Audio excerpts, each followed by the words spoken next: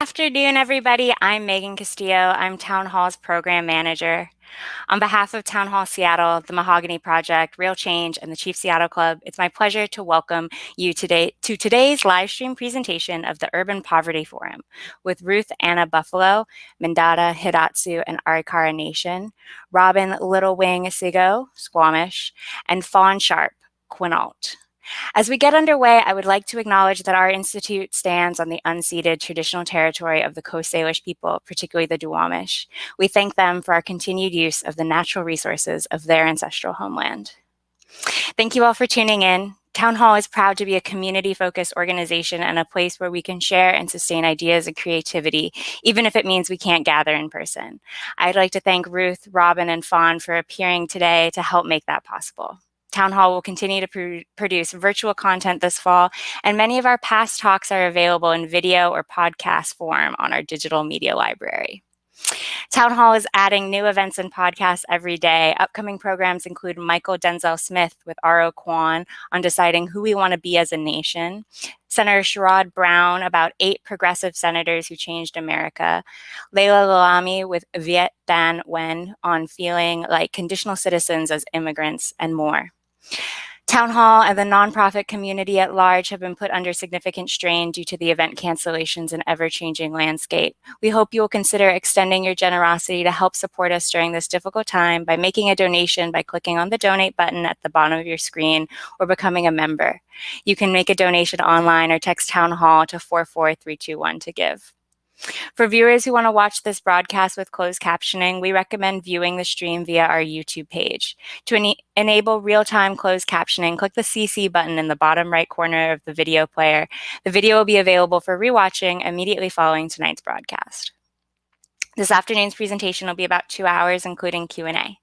Ruth, Robin, and Fawn will select questions from those submitted in the Ask a Question field at the bottom center of your screen. You can also vote on which questions will be addressed by clicking the arrow next to the question to upvote it. We cannot guarantee that we'll be able to address every question, but we'll try to get to as many as possible. Please keep your questions concise and in the form of a question. Town Hall's work is made possible through your support and the support of our sponsors. Our Civic Series is supported by Real Networks Foundation, True Brown Foundation, KUOW, and Wyncote Foundation Northwest. Finally, Town Hall is a member-supported organization, so I'd like to thank all of our members watching today. Ruth Anna Buffalo, Mandan, Hidatsa, and Arikara Nation is an educator, community organizer, and public health professional. She currently resides in Fargo, North Dakota, where in 2018 she was elected to serve a 4-year term in the state legislature representing the 27th district. Ruth has volunteered extensively with local, statewide, and national boards with focus on improving the quality of life for people. Her work includes research and advocacy, community capacity building, and continued reconciliation efforts through education. Robin Little Wing Sigo, Suquamish, is the Tribal Council Treasurer and Director of the Research and Development Department and the Suquamish Foundation. Over her professional career, she has been a grant writer, mental health therapist, research investigator, administrator, and trainer. These expertise led her to being elected for the Tribal Council, where she specializes in sovereignty, budget planning, community mental health, strategic planning, lobbying, philanthropy, and poverty alleviation. Fawn Sharp is the president at the National Congress of American Indians, the oldest, largest, and most representative American Indian and Alaskan Native tribal government organization in the country. The NCAI supports the Native Vote, a nonpartisan initiative that mobilizes voter registration, election protection, education, and data collection to ensure everyone's voices are heard. She is also the current president of the Quinault Indian Nation in Tuhala, Washington. Native voter suppression and the 2020 election is the subject of today's program. Please join me in welcoming Ruth Ann Buffalo, Robin Little Wing Sigo, and Fawn Sharp. Thank you. Madzigidads in the Hidatsa language. I also want to honor my ancestors and your ancestors as well in greeting you in the Hidatsa language. It's an honor to be in this virtual space with you, and I'm coming from the homelands of the Dakota people and the Anishinaabe people here on the eastern side of North Dakota. So Niro Shadzao Madashi Niro Shadzao Nakbaga o Madashi Mia Edesheds Mabe Sigids Madzigidads Nakbaga o. It's again such an honor to be here with you today, and I just want to say it is a good day, relatives and Madzigidads. Thank you for joining us and taking time out of your busy schedules to talk about such an important topic that many of us are so very passionate about, and as many of you have been dedicating your life's work towards the rights of Indigenous people. And so I'm a little starstruck, I'll have to admit, in being the moderator for this panel by both of you, strong, powerful women.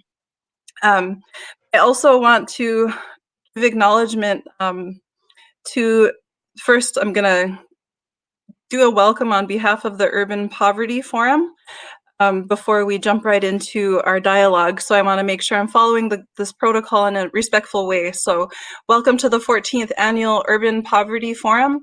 The Urban Poverty Forum is an open dialogue around the systemic issues surrounding urban poverty and to unite a diverse community of care to help devise solutions for communities in Seattle and beyond. Past urban poverty events have explored immigration, relationship between militarism abroad and militarism at home, inequities in the prison justice system, and the new debt. Today is the second conversation in a two-part series on voter suppression. The first conversation on August 23rd was hosted by Angela Ray. Her guest was attorney Selena Stewart from the League of Women Voters, and they discussed voter suppression in the Black community. Today we will talk about the ongoing suppression of Native voters and explore the wins and challenges in this upcoming election and actions moving forward. So again, I just want to say thank you to NCAI President and Chairwoman Fawn Sharp and Robin Little Wing Sigo, who is a treasurer of her tribal nation and such a strong advocate for children and families. Also want to acknowledge our sponsors, community partners for the past 14 years of hosting this event are Real Change, Town Hall Seattle, the Mahogany Project, and today's event is also sponsored by Central District Forum for Arts and Ideas, Chief Seattle Club, National Urban Indian Family Coalition, City of Seattle Office of Arts and Culture, For Culture, and Shunpike. So with that, I'm going to, I want to turn it over to Chairwoman Fawn Sharp and President of NCAI to offer some words right now at this time, because in our Indigenous culture, I want to acknowledge you as one of our very prominent leaders, as well as Robin, but I'm going to turn it over to you right now to say a few words. And Madzigirads, thank you for being here. Good afternoon. My name is Fawn Sharp, and I serve as president here at the Quinault Nation and president of NCAI. I'm so happy and honored to be here. This is such a critically important issue. This is the issue of our generation. Who would have thought that at this time in the year 2020, leading up to a presidential election, we would be in the midst of a global pandemic where a deadly virus is spreading throughout the globe without a vaccine, and we are set to vote for the President of the United States in a matter of just days. And so this session is both timely and critically important. And so I am just so happy and honored to be part of this and to be part of a conversation that we know is going to continue well beyond November, because the Native vote and the Native voice is so incredibly important to public policy at the local level, at the state level, national and international. And so we have witnessed an emergence of tribal nations in our growing political capital. We've witnessed an emergence of tribal citizens running for state, local, federal offices. And we are witnessing here in the state of Washington, even on the state Supreme Court. I'm so happy and excited to be able to cast a vote this year for a Native on the Washington State Supreme Court. And so these are both challenging times. They're exciting times. Who would have thought we'd have two women in the U.S. Congress? Who would have thought we would have had a Native woman on the Washington State Supreme Court? But even in the darkest of days, we have so much positive to be thankful for, and we have each other. And so today I'm happy to join a conversation and to continue the dialogue. Yes, Madzigidads, thank you for being here. The other panelist, Robin Little Wing Sigo, I believe might be having some minor technical difficulties, so we'll keep the conversation rolling. I think it's important as Indigenous people, as American Indians, as Native Americans, that oftentimes by default we're educators before we can even engage in a conversation sometimes with non-natives, for example. And so the issue of voter suppression, oftentimes not everybody knows that this is an issue. So I'm gonna just kind of go over a brief overview of the history of voting in America and a timeline. And the state of Washington has a really good document that I'm going to give reference to. You can find this at sos.wa.gov. Hi, Robin. Good to see you. Oh my gosh, so good to be seen. Yeah, thank you. I want to offer this time for you to say a few words if you would like to share a little bit about the work that you're doing. And then after that, I'll give a brief overview of the history of voting rights in our country of the United States. Well, it's really nice to be here today. I mean, Fawn and Ruth are two of my inspirations for the work that I do. And so I'm really excited to be here. At the Suquamish tribe, we're doing a lot of work around getting out to vote, as well as, representation, teaching our people how to take up space in this political arena and the importance of doing that. We just had a drive-through voter registration on Friday, and getting the word out. And, we're doing all that on top of a pandemic, and everybody's learning how to educate their kids at home and finding the best ways to still maintain all of our important connections. Yes, thank you. And that's so important to acknowledge, the times that we're in, the pandemic. I was just on a call earlier with Democratic Nonpartisan League candidates here in North Dakota and talking about the adjustments that they're making in this point in time in their campaigns. And as of today, there's 45 days left before this presidential election. And so there's much work to do. And so I'm going to just jump right into the history of voting in America. And again, you can find this at sos.wa.gov. So in 1776, voting is controlled by individual state legislatures. Only white men aged 21 and older who own land can vote. And then in 1868, the 14th Amendment to the U.S. Constitution grants full citizenship rights, including voting rights, to all men born or naturalized in the United States. Then in 1870, the 15th Amendment to the United States Constitution eliminates racial barriers to voting. However, many states continue practicing voter discrimination. Poll taxes, literacy tests, fraud, and intimidation still prevent many from voting. Native Americans at this point in time in 1870 are still denied the right to vote. And then we fast forward to actually the state of Washington in 1912. Voters amend the state constitution, giving citizens the power to propose initiatives and referenda. First statewide initiative in 1914 bans alcohol sales. Fast forward to 1920, the 19th Amendment to the United States Constitution is ratified, giving women the right to vote nationwide. And then in 1924, so 4 years later, the Indian Citizenship Act grants Native Americans citizenship and voting rights. However, this varies again from state to state, and we know that different states such as Utah and New Mexico were one of the last states within the Union to grant Native Americans to vote. For example, in New Mexico, it wasn't until 1962 I believe, where natives were granted the right to vote within their state of New Mexico. So there's a lot of different variances across the country, and we're still facing things today. Fast forward to 2020, we look at what's happening in the Dakotas. Oftentimes, North and South Dakota are lumped together, and so we know that there's things happening in the court system within South Dakota, with a nonprofit C4 group called Four Directions. They're assisting tribal nations in South Dakota to address voter suppression.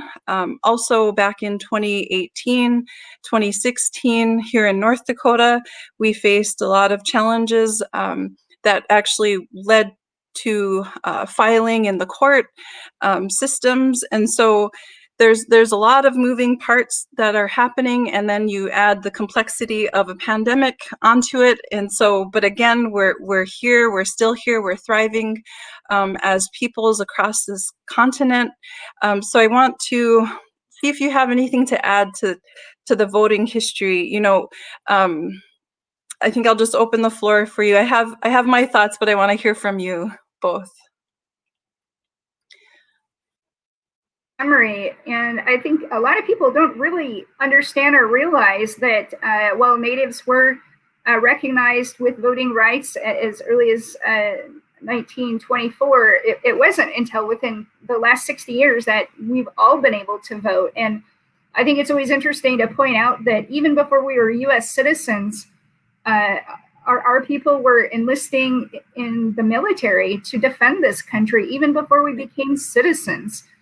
With the right to vote. So when you look at the history of the United States and compare that to our own history of how we've come to evolve as tribal nations, when President Nixon stood before Congress in 1970 to formally repudiate termination as federal policy, it was just in that previous decade that every Native citizen had a recognized voice and right to vote. And that was, you know, within the lifetime of my parents. And I was born in 1970 when we shifted from a policy of termination to self-determination and self-governance. So I really think it's important for us, for this generation, to really educate young people about where we are in this historical context. And that provides the value, the inspiration, and what we need in future generations to continue to grow. And with the help of nonprofits like Four Directions and others who are able to document the degree by which our citizens are still suppressed to vote and voice their, their views, their platform, their position on so many issues that are critically important to us. I think that's going to be a new level of data collection when we're able to tell our story. We're taught from a very young age that we have to tell our story, and we all know that voter suppression has happened, but I'm just so very grateful for nonprofits like Four Directions who are documenting it, who are collecting that data, who are analyzing it. They'll be able to provide it to us so that we can not only educate those outside of our community, but even internally, so that we can, as a people, take a hard look at what's happening to us, how our voice is being marginalized. And I even think with the U.S. Census and moving up to the date from October 31st to the end of this month, that is by design to silence us to some degree. And so there's a lot of lessons learning, but like other parts of the country, when states and tribes in those states who are facing direct legislation and direct efforts, there's always a backlash to Indian country. We know when those are trying to suppress our voice, and we come out to meet that challenge. And that's the exciting part of things like today, efforts like Four Directions, because this is a powerful story, and we are going to be able to not only stand on the history that you just shared, but write our own history following this historic and epic election year of 2020. Yes, indeed. And you raise a good point as well. I want to mention real quick, and then I'll jump to Robin, is that I grew up on the Fort Berthold Indian Reservation in a small community called Mandan. And, over time, I think a lot more Native people are finding their voice.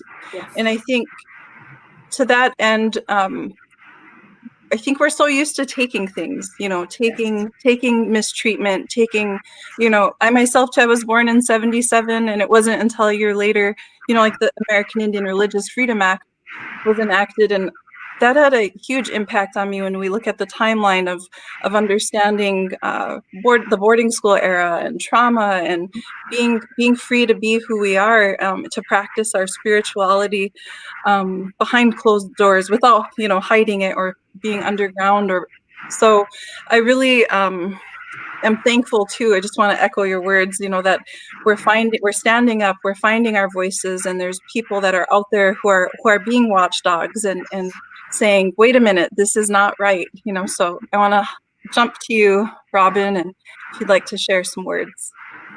Yes, I think, when we talk about the right to vote versus making it comfortable to vote, right? Those are two very different things. I mean, for Indigenous people and a lot of people of color, going up to and filling out documents about the government has been used against us on so many occasions. I mean, even going to the doctor is stressful. Going to an Indian Health Service clinic is stressful because you don't know what somebody's going to find out about you right there. You don't know what's going to be used against you. So I think of those early Indigenous people, our grandparents, great grandparents who went out and voted when it was scary to do so. And that in some places it's still really scary to do so. And I'm grateful for the place that I live where that has grown a lot. I'm grateful for opportunities to go back to DC and walk the halls in DC and tell my people stories, because it's not a comfortable place to go. And it took me a long time to realize, that I could take up space, that I, as an Indigenous woman, could take up space. And part of the reason that I was able to do that is because of I was taking up that space for all of my people. And, continuing to do that, continuing to build this tide, continuing to build this wave of Indigenous voters who are going to flip elections, who have a voice in this and um, can participate in change, can make change happen. But it's definitely a process to get people to understand that, number one, that they have a right to vote, and that there's a comfortable place for them to do that.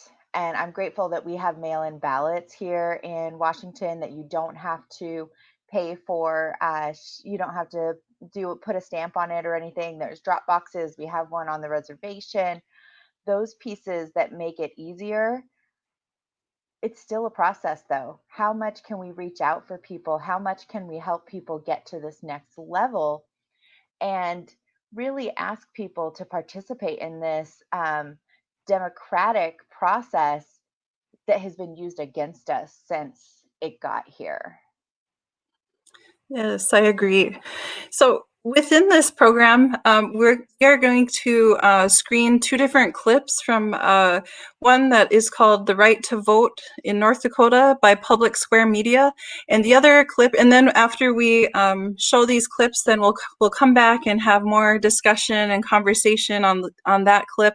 Then we'll again jump into the second film clip, which will be "Reclaiming Their Voice: The Native American Vote in New Mexico and Beyond," by award-winning director Dorothy Feidman. And we're so thankful that both of these entities, Public Square Media and Dorothy Feidman, are allowing us to screen these clips. So I'm going to turn it over to the tech people, and we are going to screen the full movie, "The Right to Vote, North Dakota" by Public Square Media.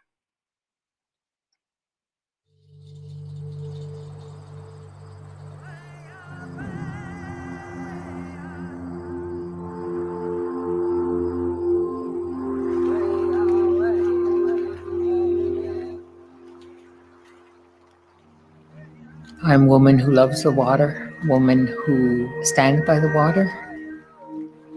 Those are my two given names by my family and my people. I live on Standing Rock Reservation. Standing Rock was created for Sitting Bull's people Sitting Bull was Hunkpapa Lakota. Hunkpapa is the horn of the buffalo. That means that we are the vanguard of the Sioux Nation, and we're best in crisis. So challenge us. And when we're in best in crisis, we're going to meet your match or we're going to beat you. It's our history. In North Dakota, activists are scrambling to make sure Native Americans can vote next week.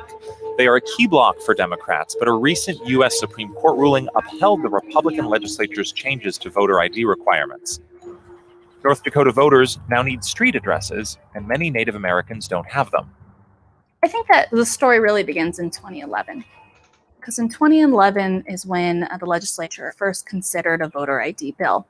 And when they did that, they were informed of a couple of crucial things. The first is that many Native Americans lack residential street addresses. And not only are these homes unmarked, but people don't have consistent addresses. What we know about Native Americans in North Dakota is that there's a severe housing crisis. And what that means is that people are moving from home to home with great frequency. Many homes have 2-3 families living there.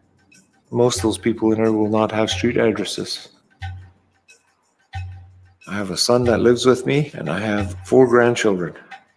At times, my household goes up to 15, 16 people. All relatives, primarily because of lack of housing. That's just a fact of life around here.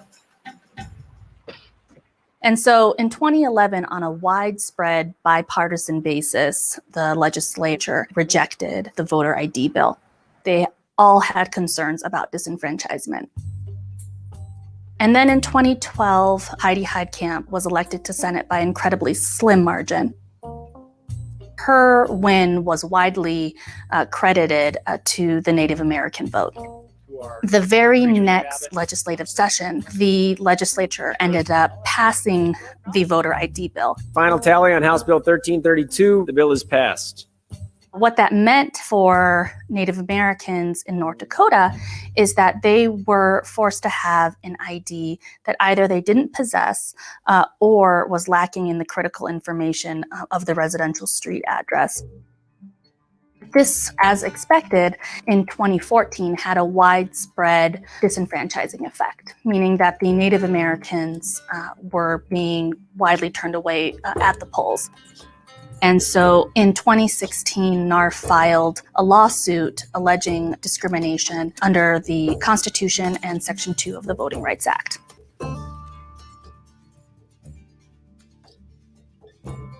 The Supreme Court declined to consider a challenge to a North Dakota law that requires voters to show proof of their residential address at the polls, putting the law into effect just weeks before the midterms. Unfortunately, the Supreme Court did not end up intervening, and that's when there was a large Get Out the Vote campaign on the reservations. We were challenged, but the bottom line, the ultimate decision, we were going to vote. They're testing us, we're testing them back. We were vigorous. We were vigilant. No one was going to deny us a vote. We did a school bus. We put Sitting Bull's picture on there. They all got on the buses and went to different neighborhoods.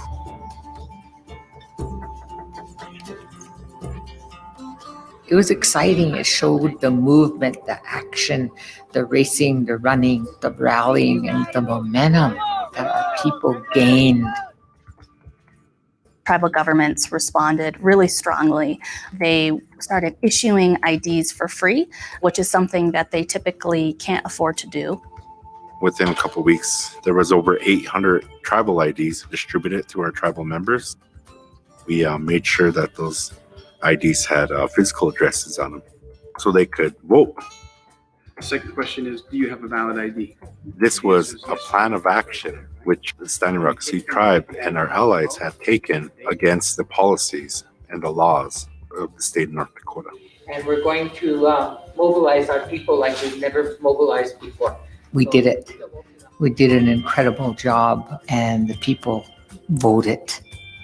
We prevailed in spite of all of the negatives.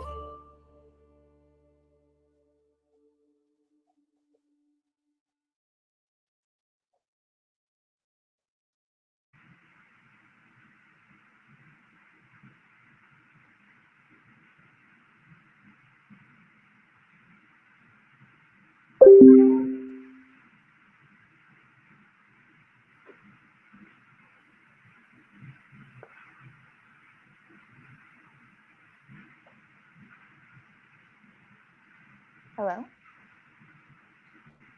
I think you can still hear us. I know. Hi, Fawn. Hi. Have you seen that video before?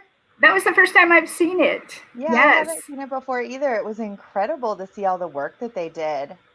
And Yes. I think that one of the biggest parts for me, like, I mean, there's no doubt that Indigenous people are strong and can withstand everything. Like when people keep talking about the pandemic, like this is unprecedented.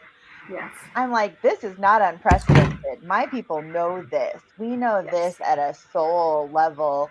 You know, it's actually triggering for a lot of things. Like we know we can get through it. The issue is, why do we have to fight so hard? So while they're working so hard at Standing Rock to get this opportunity to vote and make it so that they're able to vote, it makes me think of all the things that they didn't get to work on because they had to focus so hard on that. Like, number one, I'm so happy that they were able to do that. It's incredible. And then the next piece of it is that it's unacceptable that they have to work that hard when they could have been working on other projects, when they could have been doing other things for their tribe, but instead they're having to do this to get a basic right. So I feel super proud and also super frustrated watching and hearing stories like that. Yep. I mean, my reaction to just witnessing that part of it, I can't wait to see the rest of it. It reminds me of it's a theme that we have throughout the generations and throughout the ages. And we see it time and time again.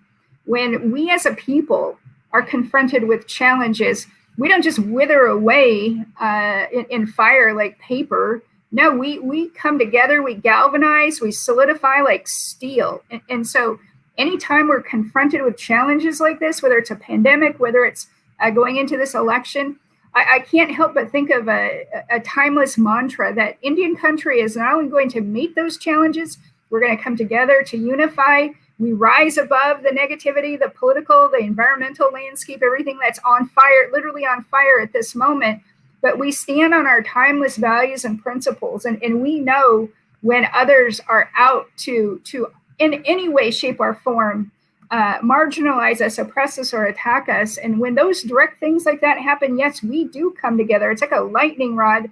And our mantra is we're going to not only face those challenges, meet those challenges, rise above it, but we are going to emerge stronger. And that's quite evident with what happened in North Dakota when there was a strategic and intentional move to suppress and silence them. They met the challenge, they came together, and now they're stronger than ever. And I know that we're going to not only do that this election year, but certainly with this pandemic, Indian country we don't just look short-sighted and very narrowly at issues.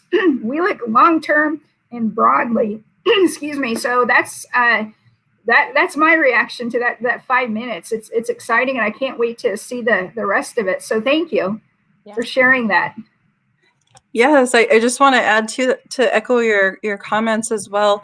It was such a powerful clip. You know, Phyllis Young, I'm friends with her daughters, and she is, you know, the matriarch. You know, and it's just telling to our Native communities, you know, that many of our Native American communities or Indigenous communities are matriarchal and matrilineal, and so it's not anything out of the norm to have women out in front or women as leaders, or if you're not out front, they will definitely push you to be out front, as many of us have experienced. And also, you know, I just love the quote, "No one is going to deny us a vote." I mean, that just gave me chills. And it's so I'm from North Dakota, and I just so happened to unseat the man who was the prime sponsor of the voter ID legislative law here in North Dakota. And so it's such an interesting story because, you know, I am a citizen of the Mandan, Hidatsa, and Arikara Nation, but I live on the eastern side of the state here in Fargo, off of the reservation. And so when I was going door to door, and when the the North Dakota Supreme Court made the ruling with barely two weeks prior to the election, which left many of our communities across North Dakota scrambling to get these voter ID, getting their IDs with a permanent address listed on there. I mean, it was just unfortunate to put an entire population within our state in that situation. And so, a lot of questions were raised, infrastructure and communication, and just it was bad business, all the way around to put somebody in that predicament. But at the same time, it's testament again to the resiliency of our communities.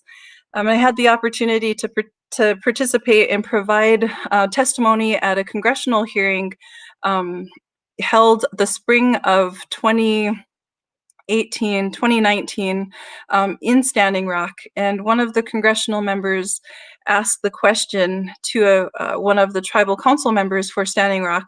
He asked, well, it looks as though the turnout rate was extremely high in this election. So what are we upset about? And it was just kind of like,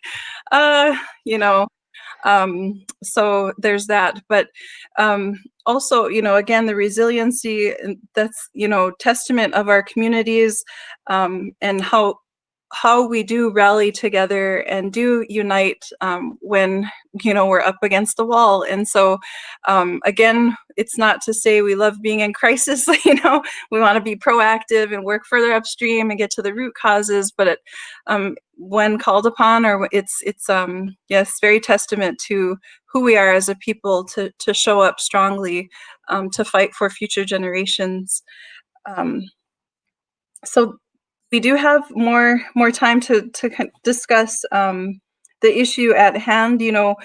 With only 45 days left for this election, here in North Dakota, we're working on trying to get more ballot drop boxes in our rural communities, because we know that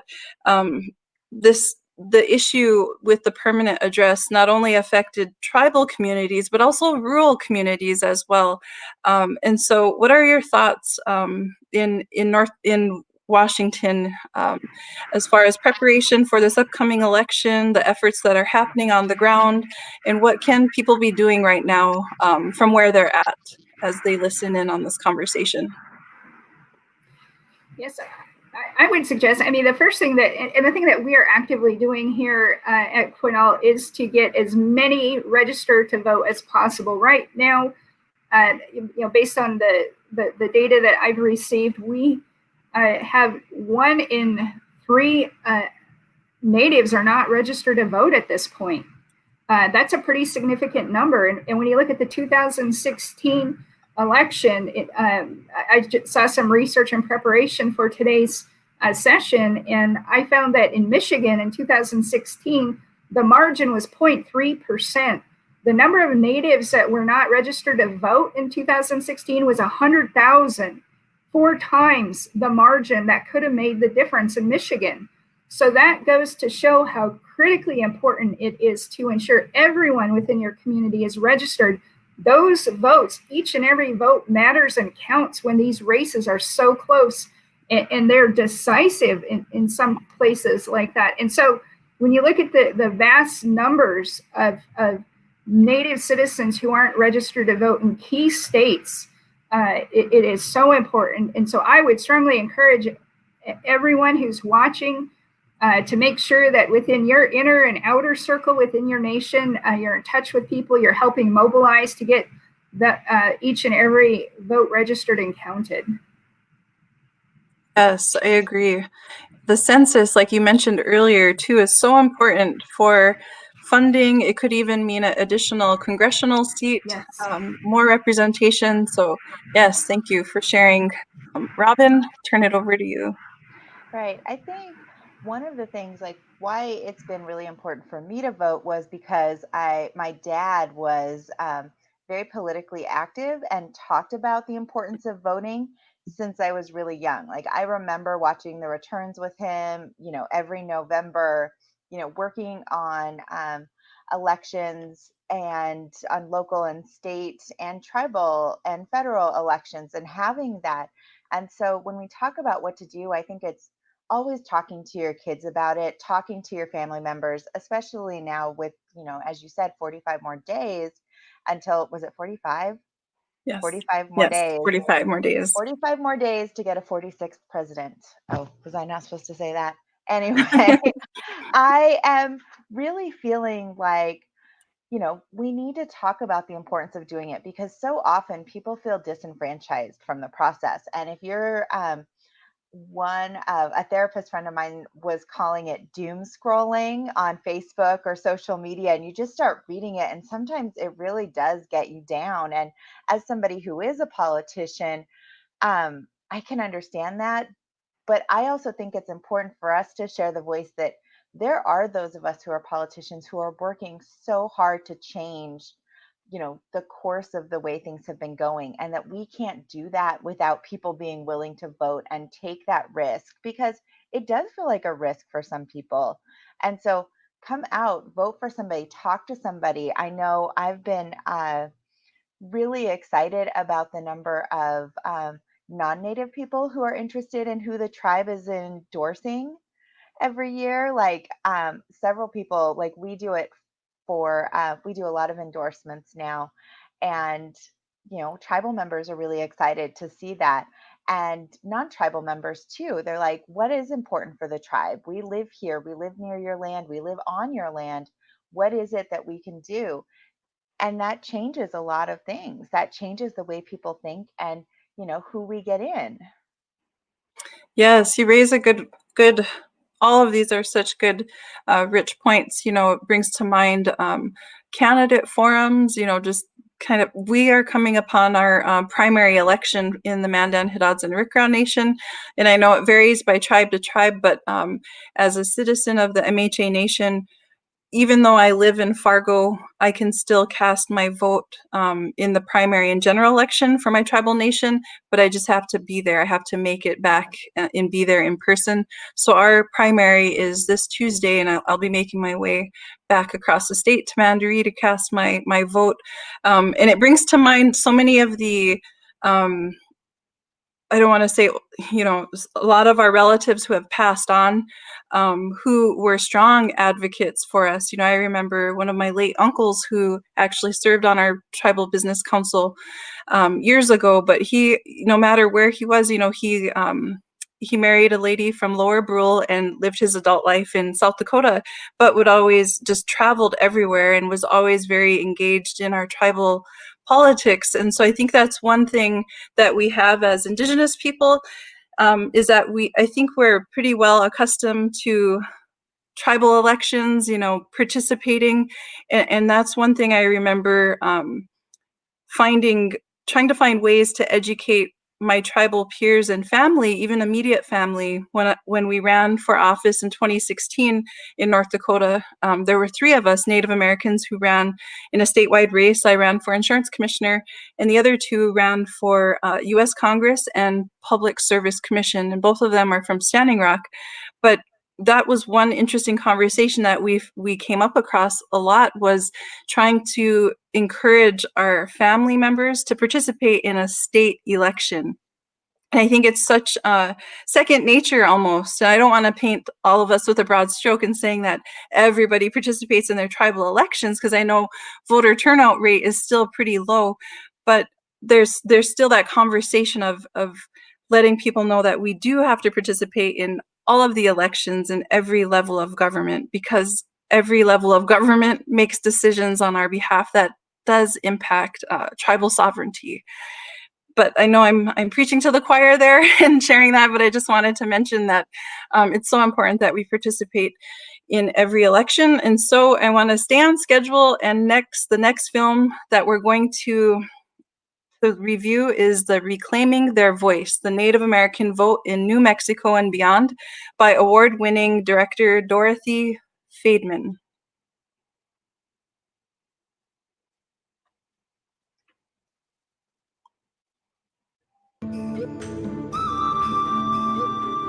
New Mexico has an opportunity to lead the country in election reform. Although it is happening in other states, this state is really a case study in the necessity for election reform. In January 2005, a group of New Mexican voters, including Native Americans, filed a lawsuit against the Secretary of State. The suit underscored the fact that electronic voting machines made it possible to manipulate outcomes with a bias affecting certain ethnic populations. The suit sought to halt the use of voting machines on the grounds that the machines violated the plaintiff's right to vote. The case was settled when legislation banning the use of these machines was passed into law. In the 2006 election, New Mexicans voted on paper. Undervotes in Native American and Hispanic precincts dropped significantly when voters used paper instead of electronic machines. If there's a question about the integrity of the vote, you should be able to open up a box and actually look at individual ballots to do that. How do you do that? Paper balloting. In 2006, SAGE and NAVA organized a forum in Albuquerque with a focus on how to impact elections. The gathering was well attended by representatives from many different tribes. Now we realize the change has to happen, but the change has to be driven by us. Many of our people feel powerless, and yet when we go home, we can definitely see the power within our ceremonies, within our dances, within our elders, within our religious leaders.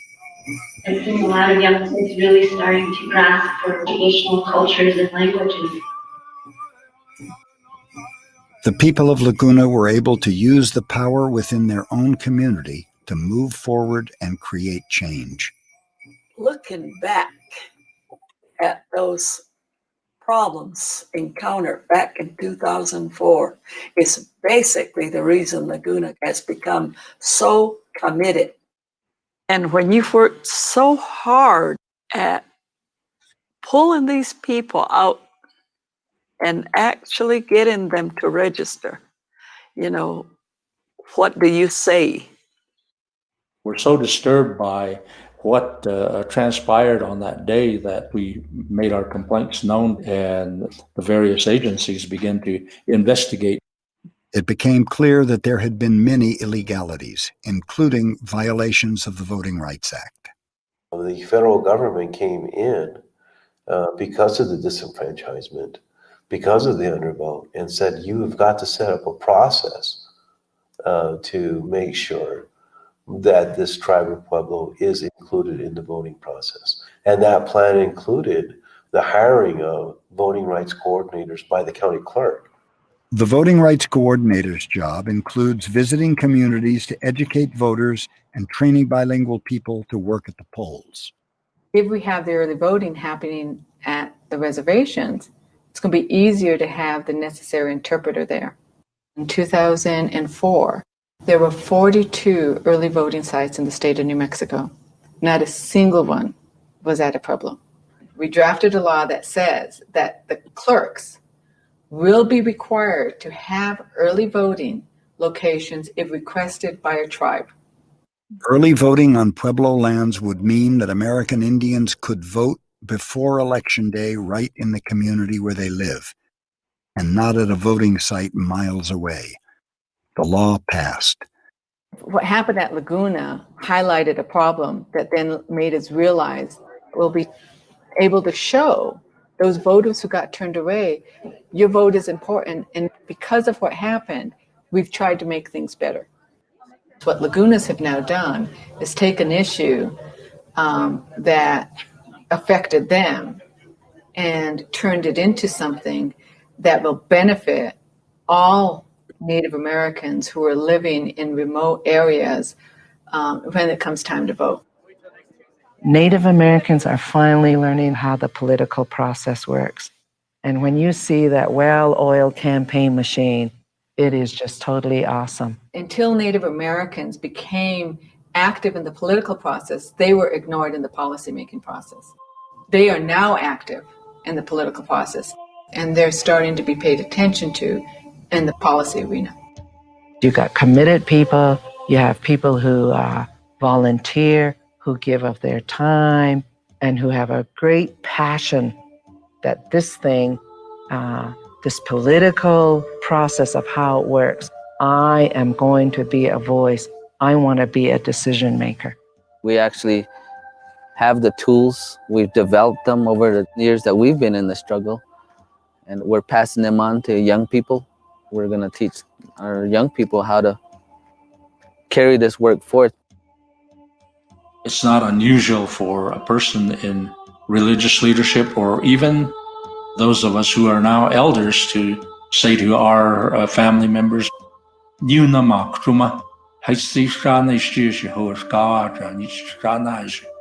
be grateful for what it is that has been given to us by our Creator. But also, it's be careful. Even in the voting process, you think about what this individual is going to be able to do about all of people, all of creation. Christish noya mastrus is a saying in Laguna too. Christish means together. Each side can come together and help each other.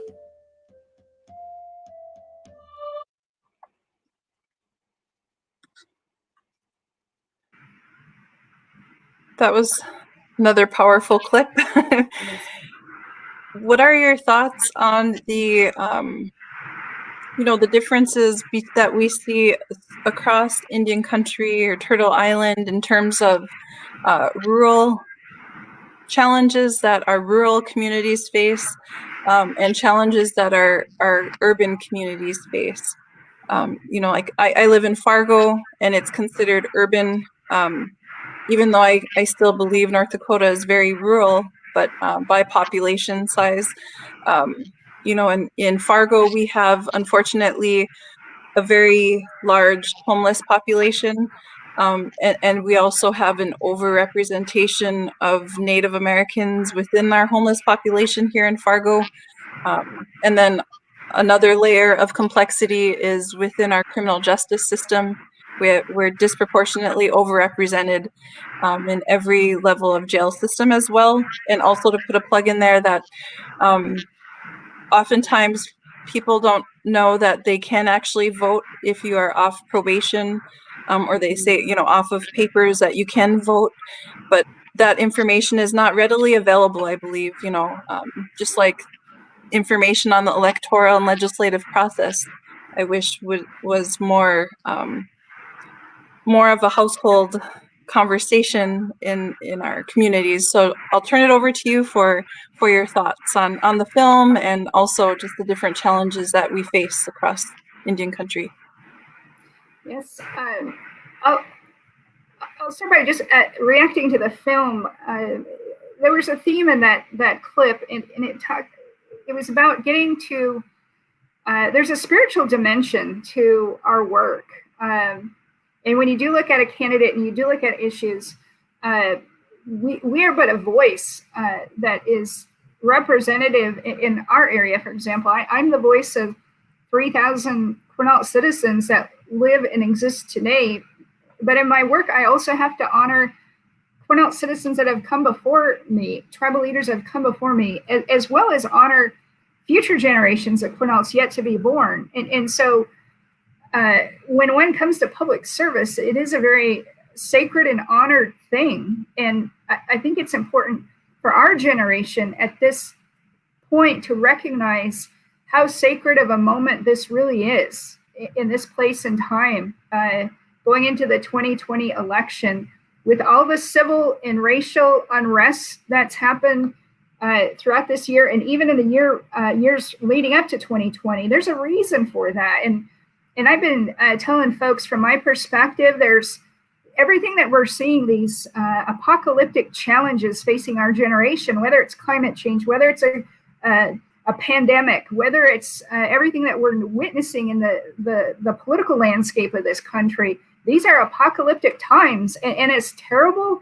as each and every one of these things are in their own right, when you recognize the point and the fact that these are all symptoms of a much deeper imbalance that didn't begin just in 2020 or even 10 years ago or a lifetime ago, this is an imbalance that began centuries ago. And so it's important to know that with each and every challenge in generation, until there's some truth and reconciliation with our community and what's happened to our community, we're going to see multi-generation, that divide, that and not only in the Native community, but in the Black community and every other community where there's voter suppression and where we don't have a voice and we're marginalized. And COVID has exposed all of that. It's exposed those who are vulnerable to the pandemic, those who are disproportionately impacted. And so my reaction to that film is that it really underscores the importance of our time and the sacred moment of our time for us to get out the vote, to do all we can, because we need each and every voice to overcome the challenges that our generation is facing in this moment. Because until we can reconcile and bring that truth, our truth to bear, and the truth of every other community, we're going to pass it on to the next generation. And that division and that divide and that inability to heal the soul of this country is literally at stake. And so we have to embrace this moment. It is a sacred time. I It agree. really is. It's, one of the most powerful things in that last clip was they couldn't, you can, in the campaign that they did. And wow, that really struck me and kind of shook me to remember, that's my responsibility, right? Yes. And so how do you keep that going and keep that momentum going, all the while you're still doing all the other things too? And so keeping things at the forefront and keeping, that we can all have differing opinions, but we can also all do the one thing that we can do, which is getting out to vote, figuring out a way to make that happen, supporting somebody else, helping to drive people there if they need to. I mean, again, we can also talk about the digital divide that goes on. I know that, the internet access at my home on the reservation is terrible. And other people have great internet on the reservation. It just depends on where you happen to be. And, so getting out information like this gets harder if we just assume that because we're in a pandemic that we're going to be able to reach people on social media or through Zoom meetings and things like that. What does it mean to go out there and safely reach out to people who maybe don't have that sort of access? That was one of the reminders for me. Yes, such powerful points that both of you are mentioning. That this is, I agree, we are in such a spiritual time right now, critical. And it reminds me of when in the 2018 campaign season, going door to door, I found myself praying a lot in between doors. I wasn't sure what I was going to be meeting at the next doorstep. And a lot of it is time by yourself too, and even in the 2016 election, when there were 3 of us running for the first time ever in our lives, and I almost felt like we were in ceremony together, because we were, it's hard to explain, but I just love that you mentioned that, Fawn, because that's it. That it's really what a lot of us are experiencing or have experienced, and just like you said, we're in such a spiritual time right now.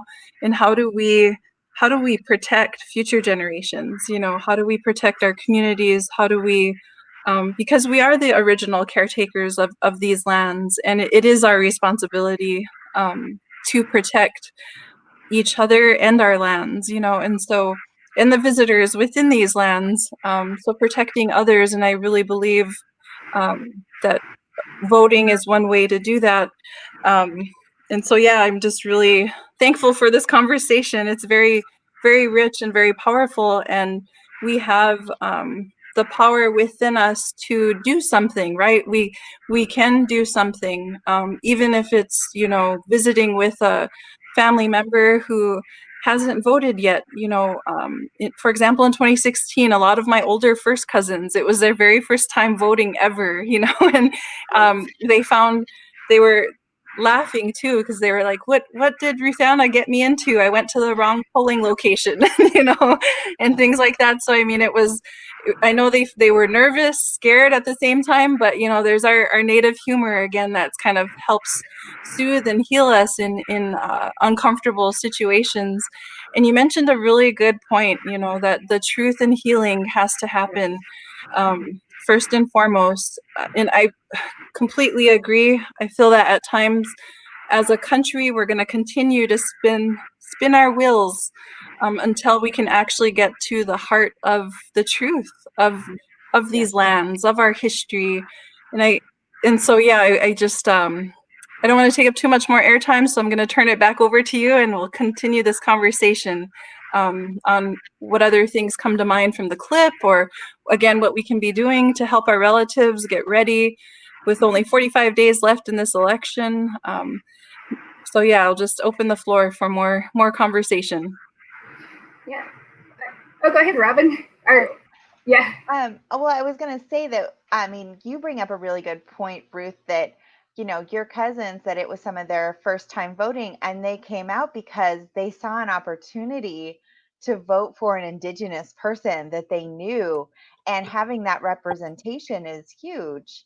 I mean, I didn't know you before that, but I remember when you were running, I tracked your campaign in another state because it's so important to all of us.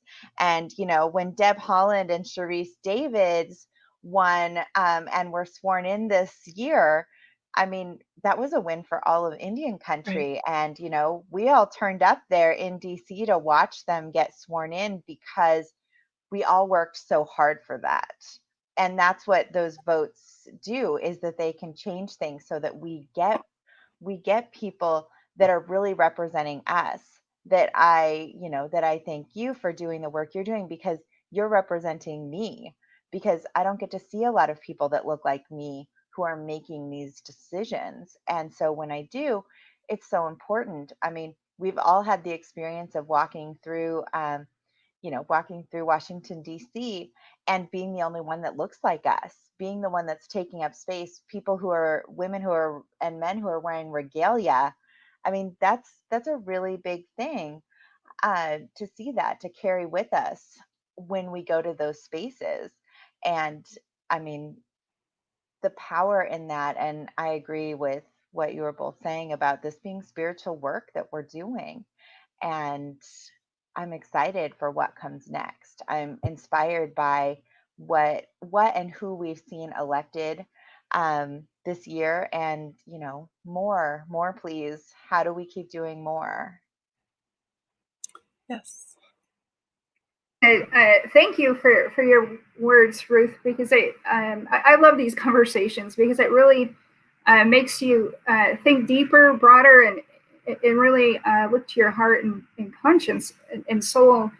The spiritual part of all of the work that we do, I see it as two things. One, there's a spiritual strength that we could stand on with our traditions and our culture, as Robin said. And to me, this last 2 years, I joined Tribal Journeys. I was actually out on the high seas out here in the Pacific Ocean in rolling waves in a canoe, not a canoe that was manufactured, but a canoe that was hand carved here at Quinault. And our treasurer jokes that they put the Quinault president in a canoe, and put our president in a canoe, and I came back at Quinault because I'm not the same person I was. And quite frankly, I believe the Creator had that in my path, because just around the corner was leading the National Congress of American Indians. I had no idea that was, and so I think when we're facing fears and doubts and uncertainty, that's the time we do have to embrace our spirituality and our prayer life. And we find that there's tremendous strength and power and it's the most beautiful dimension of our being and existence, and it's rich. And so there's that part of it. There's also the flip side of spirituality, where we face a lot of pain. And I've come to realize and learn that we can either wither under pain, or we can embrace it and find strength. And because there's a lot of strength in pain. And I want to tie that point to the second observation I had from your remarks in talking about our youth. Our youth every single day face a great deal of institutional racism in schools, on the basketball court, on the football fields. And we all know that every generation that's ever been in a public school system, playing sports or just being in class, faces racism. It's a very real thing. And I think many people across this country thought we dealt with racism in the 60s. Well, no, we didn't. And we all know it's always right below the surface. It's very deep and it's very hurtful and harmful. And we need to continue to recognize that spiritual dimension, that children who are born in this generation are born in a time where they can get in a canoe, they can learn their language, they can be full participants. And we have to recognize that that generation that is being born into our communities is going to be one of the most, they're going to be an incredibly strong, bright, passionate generation. And I see it in our young 10-year-olds who for the first time get in a canoe, and by the time they get to the next community, they're standing up and they're asking permission to come ashore, and they have a voice and they have their identity, and you can just witness them just grow. And so to the second point, engaging our youth in this process, we have youth who are willing to take to the street. We have youth who ignited an entire global movement at Standing Rock. We have youth who we did some climate work, who told their stories in both the East and West Coast. We had some exchanges between ATNI and USET. Those are some powerful things. And so I just want to underscore that point that this is a sacred time. We have a young generation that are coming out of a time where they're actually learning their languages, and it's such a powerful force, and we have to recruit and make that a seamless transition from generation to generation. Give them that space, give them that voice, teach them about the process, because boy, when that generation becomes adults, look out. And it's going to be about the time that, everything that we're putting in motion, they'll be in a position to just simply implement and execute our vision and lead not only Indian country, but this entire nation. And quite frankly, this world needs our children. Yes. Yes. Like hearing you both speak just gave me goosebumps again. It's so true, the power in prayer, the power in our youth, in our ancestors, the honoring and being a good relative or being a good ancestor to each other. And so many things come to mind. And I saw one common theme that we all have too, is that each of us are raising 4 children. Wow. We're moms, and so I love that. And before I forget too, I have all of these stickers here I'm supporting, of course, all of our candidates across the country, but we were out in DC at the same time, and the things that you can rent. So it says Indigenous women coming through, and so she's on Gabriella Casares Kelly. She's running for Pima County Recorder, and so I just love these. They're she has yard signs and T-shirts, and so down in the Tucson area. But that role that she's running for, she did extremely well in the primary, and she will have a very important role in how elections are. The structure of elections and things. So I love that our Native American people are bringing in that fresh perspective across our country. And kind of to the point of the last clip, and the lady when she said, once we figure out the political system, now we're a well-oiled machine, and I think once more people learn the nuts and bolts or the basics of how the electoral process works, how the legislative process works, that more people will become engaged. I had a lot of people share with me from all walks of life, for example, that, they didn't know everything that went into a campaign or how things worked with the primary election, the general election. And then when you got into the legislature, I would encourage people through my Facebook, I would say, you're welcome to come and come sit on the floor with me. taking a House floor session, and people would message and say, well, why are we sitting on the floor? Like, what are we protesting? And it was just kind of trying to get everybody used to the new terminology in that space, of our legislative halls. And I also wanted to mention, too, the richness of our culture and the songs. I had the opportunity of participating in a canoe, a paddle to Standing Rock, where a lot of the canoe families came from the Pacific Northwest. And it was something to hear the songs being sang and to see the large canoes going down the Missouri River. We were in our kayaks, but we were trying to film and capture that moment. It was so powerful, just to be alive and to witness that in today's day and age. And like you mentioned, the protective factors that are so important, that are rooted in our culture and identity. And like you said, watch out for this next group of young people that are coming. As moms, we see that. I have a daughter who's an artist, and she got permission to do a small rendition of a larger ledger art piece of Standing Rock, the resistance camps. And in the middle, she put, God loves us all the same, like Creator loves us all the same, like sending a message to everybody that, we're all on the same team here, and we need to respect one another.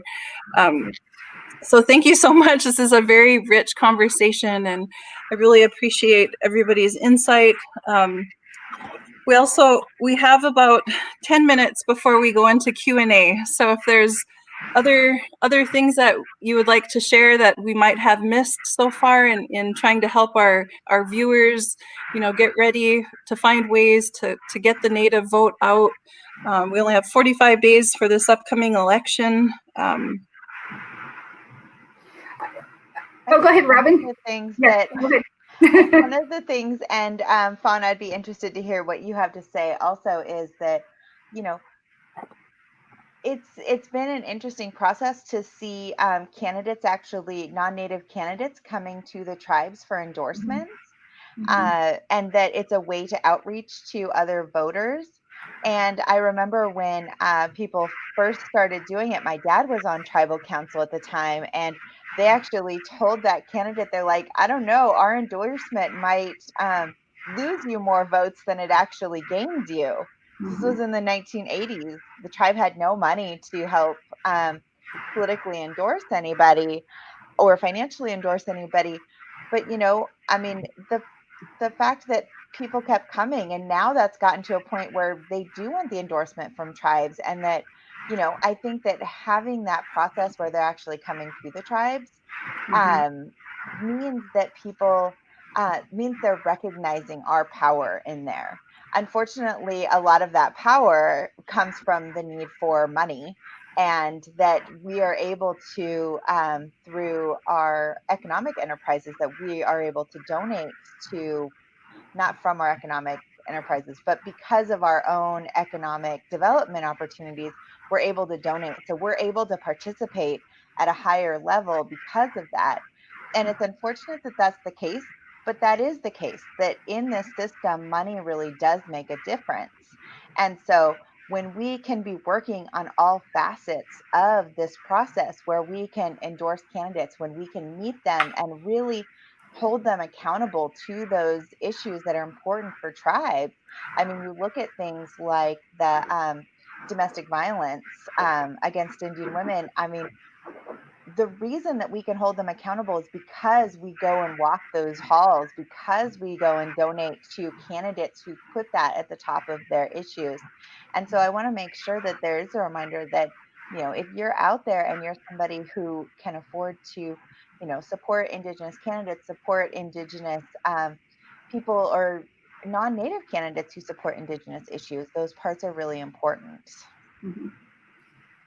Yeah, thank you. I would add a couple of thoughts.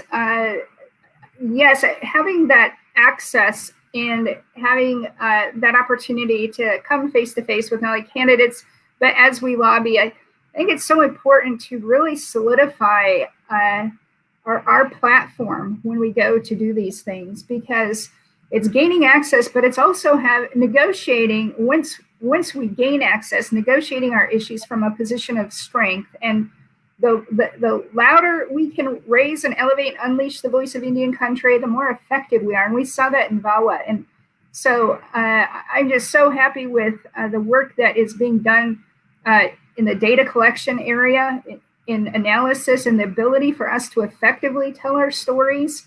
I think the missing and murdered Indigenous women that's an example where just sheer qualitative and quantitative data, that was powerful. That's been powerful information. And the more we can do to raise not only the things we've been saying forever, that tribes have this need in healthcare, we have this need in law enforcement, but to put real faces and people and numbers and statistics behind each and every one of those. We have an opportunity. The U.S. Civil Rights Commission delivered the Broken Promises report coming up on 2 years ago, and that's creating a way in which Congresswoman Holland, Elizabeth Warren, others are wanting to conduct some oversight hearings and create some legislation to meet those needs. And so we have a moment, and we have political leverage, and even after COVID, that's really exposing the vulnerability of Indian country, not by our own choice, but our trustees' failure to fulfill treaty and trust responsibilities and funding. And so having a good, solid platform that's built on data, that's built on not only our brain trust, and we have an incredible brain trust in Indian country around every sector, whether you're talking about ICWA cases and the National Indian Child Welfare, or education, or even locally with the fish commissions and all the science and new and emerging science around not only fisheries, but climate policy and other things. To pull all of that together into a good, solid platform going into 2021, I think is going to be so important. And the second point I wanted to make was with the passing of Ruth Justice Ginsburg, it really goes to show how important it is to not only have those who know and understand federal Indian law on the bench, but we have our own natives who run for not only local legislative office, but judicial offices. We don't talk, and I mentioned in my opening remarks how wonderful it is that we're going to have a native on the ballot for the Washington State Supreme Court. And those are critically important positions in making decisions that can change the course of history. And as I watched a video of Justice Montoya Lewis expunging the record of so many of our fishermen who were criminally charged and have had criminal records for exercising their treaty rights, to know that just within a century, how much that has changed in this state, when in the text of Washington State Supreme Court justices, they once called us savages who could just squander vast acres of land right before our eyes. That's in the text of some decisions coming out of the Washington State Supreme Court. And now we have a native on the court and on the bench. And so often we have people in black robes making decisions for our communities. They've never been to a reservation. They have no idea they have to open up Judge Canby's handbook or Felix Cohen's handbook to try to get up to speed on federal Indian law. And even after reading those things, they have no connection. They don't know who we are. So I want to continue to work on that and figure out how we can open up conversations when we talk about running for office. We also not only talk about state and local and congressional seats, but let's really put together a plan on judicial seats. Yes, that's an incredible lost for words, but that's such a very important point, because that's, just through this journey of learning how the political system works, with the electoral legislative process. But that's one of the things that I've heard along the way is pay attention to the Supreme Court, justices, and every, at the federal level, of course, and then even within our state. But that often gets overlooked. And I think if more people heard your message and heard why it's so important to pay attention and to participate, we would see some real changes happening. And so I'm excited to see what's to come in the future, with more people learning this information and just how critical it impacts in Indian country specifically. The other thing we kind of touched on it a little bit, but just kind of the challenges that urban and rural communities face, and even I think of like I think of violence against the reauthorization of the Violence Against Women Act, and citizens of tribal nations who live off the reservation, and oftentimes there's a misconception even that if you go back to the reservation, you'll be protected, from your abuser, or and so there's so much work that needs to be done there. But again, trying to find ways that our natives who are living in urban areas, or off the reservation, how we can assist them. And even though that there's pros and cons, we live, say, in Fargo, for example, we have a built environment where there's law enforcement, so we should feel safe. There's ample law enforcement coverage, there's public transportation, so if I needed to mail my ballot in, there's ways to get around that, versus living way out in the country and having some barriers to get to access to services and things. So what are your thoughts in ways that we can help assist our tribal relatives who live in urban areas or in cities in terms of voting? Yeah, I would say that is another part of the equation. When you think of 1.3 million natives who aren't registered, 1 out of 3, I would guess that a good number of those are our relatives that live in urban areas. We do a lot to get out the vote. At the National Congress, we are working on social media campaigns, on education, on protecting those who are going to the ballot box from outright suppression and discrimination, as well as data collection. And all those things that we're doing, we're connected with the voting, get out the vote coordinator that's on the reservation. We don't have those counterparts directly. I mean, we work in alliance with a lot of our urban nonprofits and whatnot, but I think it needs to be more intentional and more strategic. And it's almost as though we're doing all we can to connect our resources and our strategy with the get out the vote person that's on the reservation. And that has to be done. But there is this other population, and if we're going to close the gap on 1.5 million people in this country that aren't registered, we need to figure out a way to intentionally and strategically get to the millions of relatives that we have in the urban areas, if we're going to actually harness and unleash the voice of all Native peoples. And I think it's important to remember that those people who identify as urban Indians, that they're all part of tribes too. That there's a tribe that's missing them because they're there. There's been so much displacement of Indigenous people through so many different processes, including foster care, and I mean, all of these different ways that they've been marginalized and taken away. And so it's really important that we support programs like Chief Seattle Club and Daybreak Star. I mean, we have a lot of places here in like the Seattle area that work really hard to reach out and to help those people who aren't with the tribe. And I know, as somebody who was a mental health counselor for a number of years, I did a lot of work to reconnect people who were homeless, Indigenous people, Suquamish people who are homeless over in Seattle, or sometimes as far away as Vegas, or down in Los Angeles, who needed to come home. And it was through those urban Indian health organizations that helped get them home, or helped get them those connections that they needed. So I think that that it's partly on us as tribes to work to make sure that they feel like they're connected to their tribe, and also to support urban Indian centers, because they've become the tribe for so many people.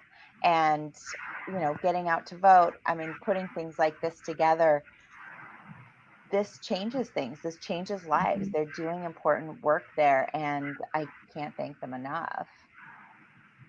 Nice. Thank you so much for weighing in. This has been a very rich conversation, and right now in our program, we're going to switch to Q&A from our live audience, and so we're going to go with the question that had the most votes from our audience. How do we respond when someone says our votes don't count because electoral college votes can cancel our vote?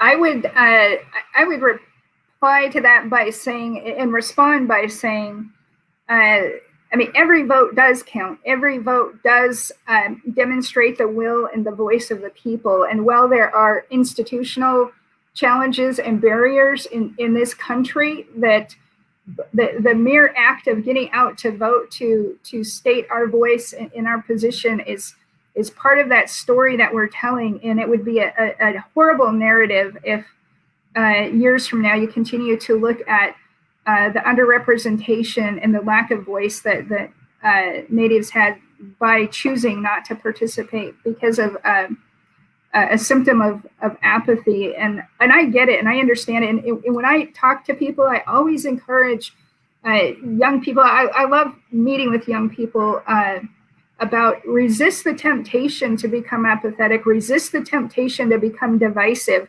and understand no matter what happens in the rest of the world and what's going on, as an individual and as a Native person, we have a sacred duty. We have a sacred duty to be part of solutions, to exercise our voice, to stand tall, to ensure that others do not see us, that we are no longer invisible. We are here, we're present, we're loud, we have something to say. And whether or not the outside system or whether or not the institutions are there and working or not, and that's how we change it.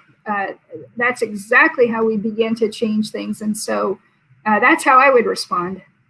Yes, and I think, I'm going to echo what Fawn said, and what I've heard from a lot of my family members. I, as we all do, come from a strong auntie and uncle culture where they will tell you what to do and do it anyway.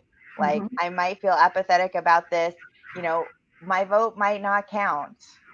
I'm going to vote anyway because I need to keep doing that. Yes. And that, it's easy to become apathetic, and we have to fight against that every single day because they couldn't and we can. We have this opportunity to do this. It presents itself. It takes you a moment. For the people that it takes days for them to get to where they need to go, thank you for doing that. How can we help those people do it? We're going to have to do it anyway. And we've made progress. We have made progress, and we can't forget that piece in light of everything else going on. And the only way we're going to change systems that aren't working is by continuing to vote and working to strengthen all of those other aspects of it. We're going to, reach out to homeless people and make sure that they feel like they have a chance to be heard, and that they get to be heard on a lot of different levels, that they get to be heard by a caseworker who can help them get the services that they need, by their tribe who is missing them because they've been disenfranchised for a myriad of reasons. And finally, they're going to be heard on a state and local and federal level by voting, by having that opportunity to do that. We have to do it anyway. I agree. Just to kind of echo both of your comments as well, I believe, it's so important to vote even for the down ballot races, city council, city commission, county commission, state legislature. I only won by, maybe 135 votes or so, and so it's so critical that we do participate even in the down ballot elections, because that's also where change can happen locally. It's so important. I can't overstress the importance of voting, period, but also just participating in our down ballot elections, because a lot of local decisions do impact us as Native people or as citizens of tribal nations. So yes, I would really encourage people to vote, especially in the down ballot races, because they do matter. Go ahead. Yeah, I was also going to add, thank you for making that point. You made me think about the reality that we live in a time, in an era where large multinational corporations are now considered people for purposes of making campaign contributions. And we're starting to witness public policy reflect that reality. Why is it we can't get gun control laws? Why can't we get climate policy? Why can't we have our foods labeled in this country, which I believe is a leading contributor to why we have so many underlying health conditions in the United States that make us vulnerable to COVID. We don't know all the poisons we're putting into our body because we're a country that refuses to label things. And it's not because we didn't try. We tried here in the state of Washington with the citizens ballot. We tried to label food. We tried to price carbon to take it to the citizens. But in each one of those, we saw $33 million of outside dollars from the fossil fuel industry come into the state to kill I-1631. And so that's a reality of this political landscape. And if we just look at this system that at this point is showing the really ugly side of politics, whereas as Robin made the point earlier, by having money, you have access. And that is the reality of this system. And so those very few points of entry we do have in the public discourse, we need to be that lone voice in the room that speaks truth to power in many of these issues, because so many others are beholden. They're beholden to special interests. They have to make a political calculus on what position they can take, what they can say or not say. But the average citizen is starting to recognize the power of tribal leadership. When everyone else is not willing to take a lead on these issues for political reasons, there are tribal nations and tribal leaders saying the things that need to be said, taking the hard positions, and they know that we are negotiating these positions from a position of strength because we stand on timeless values and principles.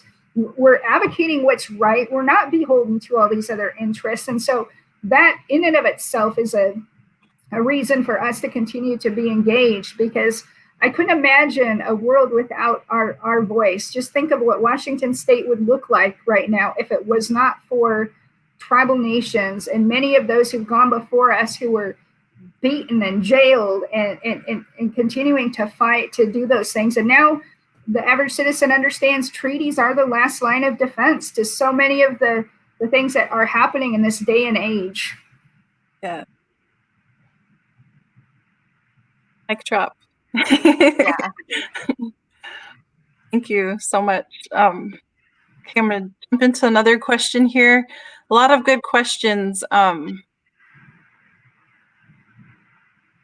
do we adjust to the needs of urban natives experiencing homelessness? And then kind of a follow-up question or a follow-up question to that. How can urban homeless natives register to vote when they don't have an address?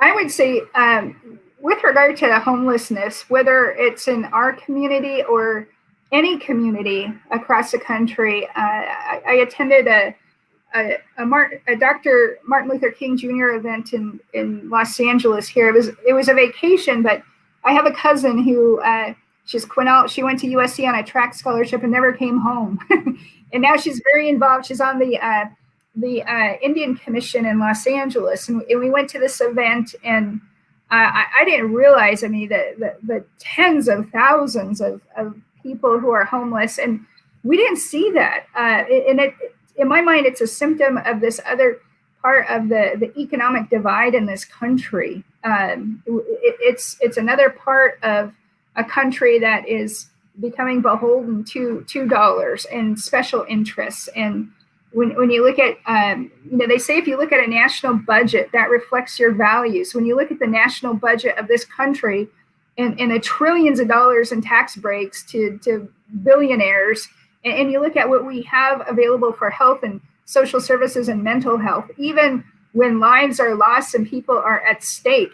I mean, even in this pandemic, we had the White House want to just deliver zero for COVID relief for tribal citizens. We were advocating for $20 billion, and that doesn't even come close to the need of meeting the most vulnerable during this pandemic. And so we are challenged as tribal leaders to bring just basic resources home to be able to provide law enforcement and some of those basic essential services. And so to the extent that we can continue to hold the federal government accountable for filling their trust obligation and treaty resources, while at the same time standing on our own sovereign powers, as Robin pointed out, to build healthy tribal economies so that we can then reach out to uplift our urban partners and our urban community and natives. And this is a reality and part of the struggle that we are all facing in this generation of leaders in this political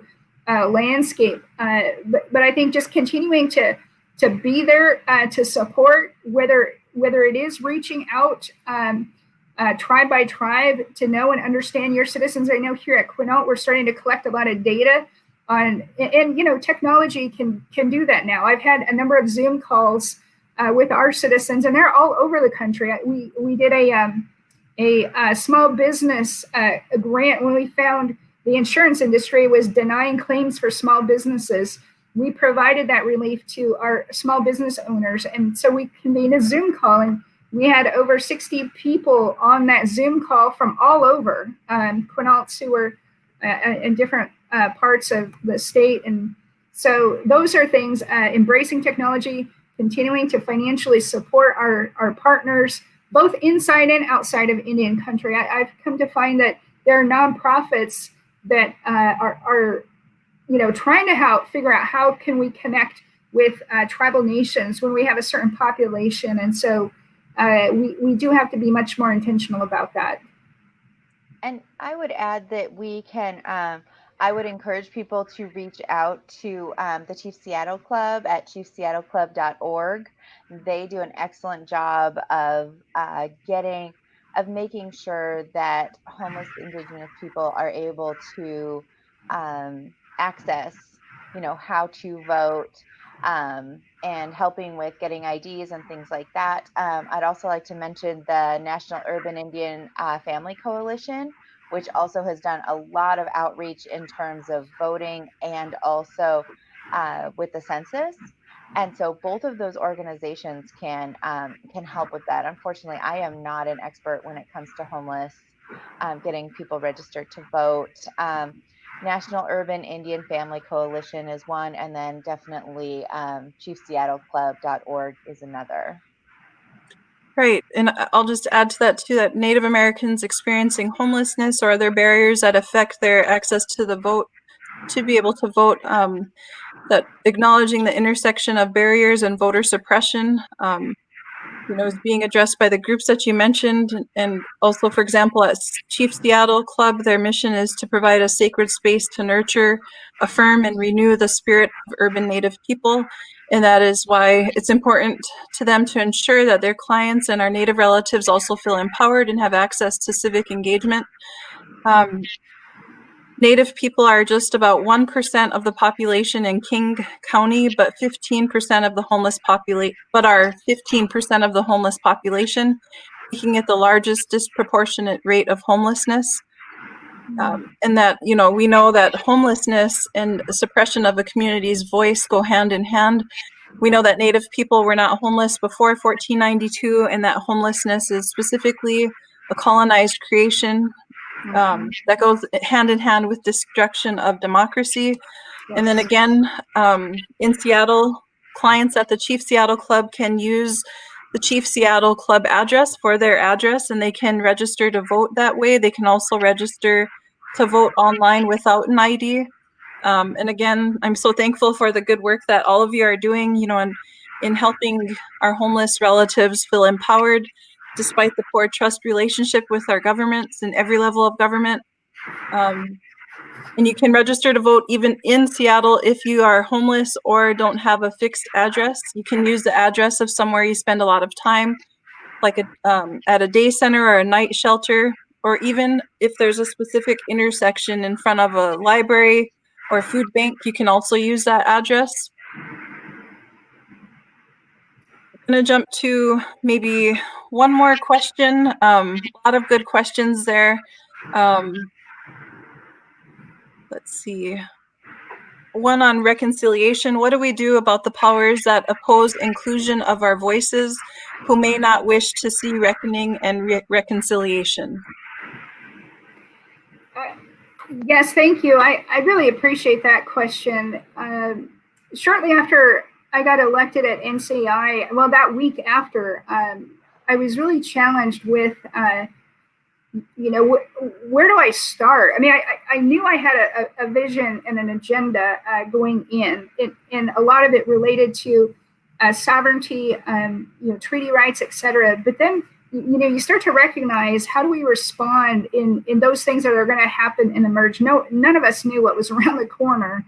I had no idea in October what was around the corner. I thought this was a year I was going to be traveling a lot. I haven't been home this much in 15 years. And but that point of truth and reconciliation was placed heavily on my heart.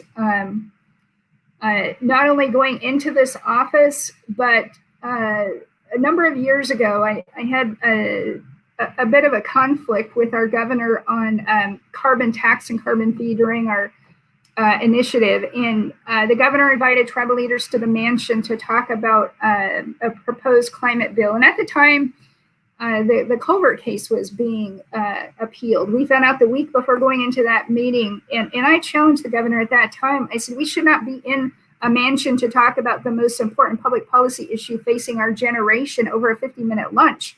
We should be in this mansion ceremonially settling the Culvert case. And so I said, in the long line of treaty conflicts with the state of Washington, tribal nations triumph time and time again. At the time, we were 11-0, and we boldly said that we are confident in the Culvert's case, and it's going to be another defeat for the state of Washington. Well, we went to the Supreme Court that April. This was in January, April. The decision came out positively. We had the Centennial Accord at Suquamish, and it was at that point when I left the Supreme Court in D.C., and as I looked out at Washington disappear, I thought, I don't want any other tribal leader to have to go through what I just went through, to witness our treaties on trial in the U.S. Supreme Court and the uncertainty of that. And so when I came home, I made a challenge to the governor. I said, earlier this year, tribal leaders urged you to settle, and we were confident we were going to win, and we won. Let's close that dark chapter of treaty conflicts in the state of Washington, and let's open a new chapter to rise above treaty conflicts, truly achieve political equality, and open up a new chapter of truth and reconciliation. And that is the moment when I left Washington, and just that burning desire to ensure that no other tribal leader would have to go through that. And so that fall, when I was trying to figure out how do I operationalize that at the Congress, that weekend I heard three stories. I heard of a story of a Lummi kid who was kicked, I think it was in a basketball game, and the parents were trying to get an audience with the school board, and they, it was a difficult thing to even get an audience to express concern over something that happened on the ball field. And then the Cherokee Nation made a public announcement: until the schools adopted policies to address institutional racism facing their kids, they were going to withhold philanthropy funding to those schools. And then at the same time, that same weekend, I heard a story of a young girl who was forced to cut her braids off in a class in the Southwest. And so those three things made me realize that this institutional racism is happening every day to our kids, and we have to have our kids be able to create space for them to tell these stories, because a lot of people, they wonder, how do you really experience racism? But when our kids can have that voice, they come from a place of authenticity. They come from a place where it's in real time, it's happening. And so I believe that the way to get to those who are still in denial and who oppose it and who don't want to have that conversation, when they hear the voice of children who are going through this, and when they hear scores of tribal leaders, and one of the things I put out to the campaigns in this election season is a challenge that during the next term of the next president on day one, there should be an executive order calling for truth and reconciliation on social, racial, and environmental justice. And at the highest levels on day one, when there's a call to do that, that will then create an opportunity and a point of entry for every story to be told, from our young kids in the classrooms to tribal leaders who are trying to meet the daily challenges, to the wisdom of our elders. There is a powerful voice in Indian country. We have an incredible amount of truth. And until this country comes to terms with the truth of how we've been treated, they're going to continue to struggle. They need that story. And many of our allies, friends, and partners are realizing that this country is completely unhinged from those basic foundational principles. And for us as a nation to emerge from this dark chapter with strength, we as Native people have to lead them. And that's how we are going to do it. And then I'm just going to add a really short one to that, which is vote them out. Vote. Yes. Vote. That's what you can do if somebody opposes the way that we need to go. We need to vote. And as moms of 4 kids each, where we have missed, our kids' school events, we have missed time with our family, we have not slept in, we fly into DC and immediately go to work and work until we're exhausted. And, I've cried in hotel rooms missing my kids because this work is that important. Mm-hmm. This is the work. And so what can you do to support Indigenous people? Vote. We need to vote those people out. And we can't stop, and we need to make it as easy as possible for people to get to vote. So. Yes, thank you so much, Madzigida. Such powerful words. I mean, so many things come to mind, from youth sports, from allies, from even our youth being able to wear an eagle feather, eagle plume with freely at their high school graduations. We introduced a bill in the last legislative session for that specifically, and it was sad at the same time. In this day and age, we have to introduce laws that would prohibit school boards from not allowing Native youth to wear something that would honor their milestone. And it's such a strong protective factor because we know that our Native youth have such high rates of suicide, but again, we're thriving, and we're here as moms. We're taking action. We're doing more than just talking. We want to find solutions. And I'm so thankful to have been able to share this virtual space with both of you. You are complete rock stars and champions for the people. Fawn, I'm not sure if everybody knows out there, that you were the first Native woman to be in the position that you're in right now with NCAI. That it's unprecedented for you to have given the state of address, with this past February. It's so powerful to see our women making these huge strides, and again, doing something that Indigenous people have already known or have already been practicing, but the rest of the world is sort of catching up to what we have always known. And Robin, you're such a rock star as well with your behavioral health and your community work, championing things that we need to be things that need to be front and center, especially funding access to behavioral health services is so important. So I just want to say Madzigidads to both of you for taking this time out of your Sunday to engage in a very meaningful conversation. So I want to say Madzigidads in the Hidatsa language. Thank you. And with that, I'm going to do the closing. Thank you for joining us and for your questions. Thank you to Town Hall for live streaming this amazing event and very meaningful conversation. Thank you to the tech team. And also thank you. Josh. Woohoo! Yes, thank you.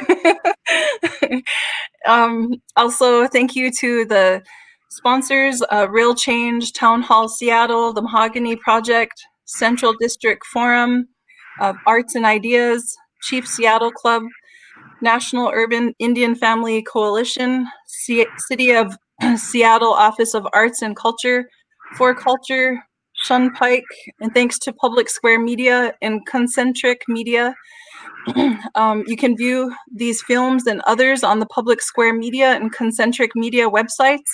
Don't forget to check out Native Vote. You can visit the website to learn more in each of your respective communities at nativevote.org. Also, there's calls to action on what you can do to vote and pledge to vote at the website nuifc.org/about-native vote. Again, this is the second part of a two-part series focused on voter suppression in the Black and Native communities. If you missed the August 23rd conversation on Black voter suppression, or people who couldn't join us today, please let them know they can view both of these conversations on Town Hall's website at townhallseattle.org.